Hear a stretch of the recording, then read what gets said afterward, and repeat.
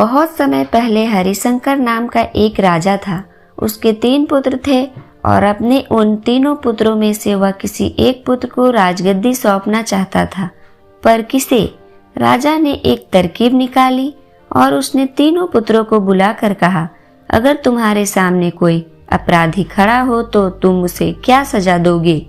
पहले राजकुमार ने कहा कि अपराधी को मौत की सजा दी जाए, तो दूसरे ने कहा कि अपराधी को काल कोठरी में बंद कर दिया जाए।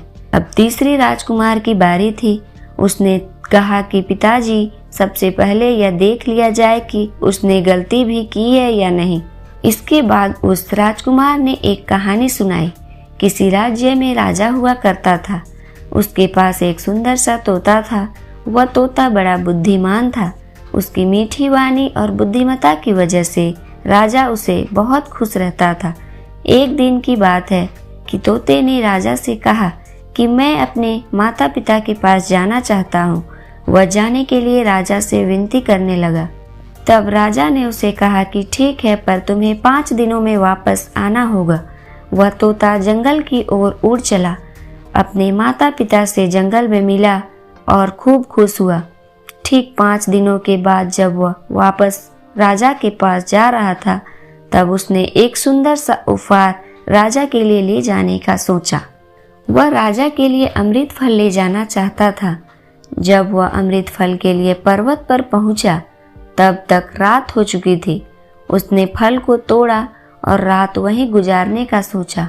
वह सो रहा था कि तभी एक सांप आया और उस फल को खाना शुरू कर दिया। सांप के जहर से वह भी फल विषाक्त हो चुका था। जब सुबह हुई तब तोता उड़कर राजा के पास पहुंच गया और कहा, राजन, मैं आपके लिए अमृत फल लेकर आया हूँ। इस फल को खाने के बाद आप हमेशा के लिए जवान और अमर हो जाएंगे।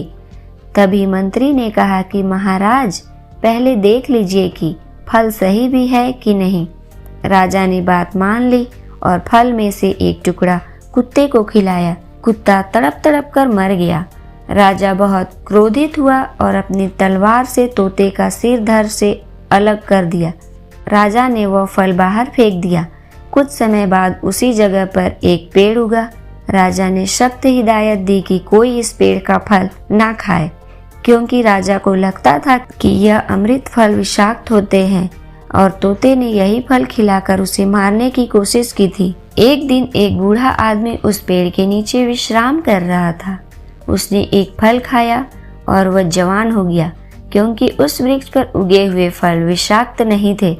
जब इस बात का पता राजा को चला तो उसे बहुत ही पछतावा हुआ। उसने अपनी करनी पर लज्जा हुई। तीसरे राजकुमार के मुख से यह कहानी सुनकर राजा बहुत ही खुश हुआ और तीसरे राजकुमार को सही उत्तराधिकारी समझते हुए उसे ही अपने राज्य का राजा चुना। दोस्तों, इस कहानी से हमें यह शिक्षा मिलती है कि किसी भी अपराधी को सजा देने से पहले यह देख लेना चाहिए कि उसकी गलती भी है या नहीं। कहीं भूलवश आप किसी निर्दोष को तो सजा देने नहीं जा रहे।